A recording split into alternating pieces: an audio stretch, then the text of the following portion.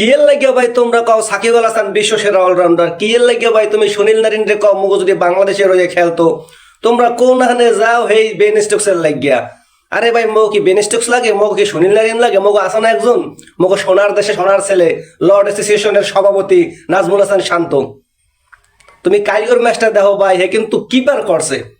যখন দেখবা দল বিপর্যয় চলে গেছে, বাংলাদেশ দলে কোনো উইকেট ফালাইতে পারতেছে না, কোনো ব্রেক থ্রু আনতে পারতেছে না, তখনই দেখবা আমাদের লর্ড শান্ত বল হাতে চলে আসছে এবং সে উইকেট নিয়ে চলে যায়।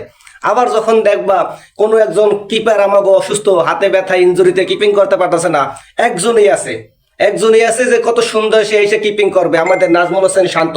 কালকে বিপিএল এর ম্যাচে দেখা গেছে কিন্তু এইটা তোমরা দেখছো বরিশালে হইয়া কালকে সে কিপার করছে।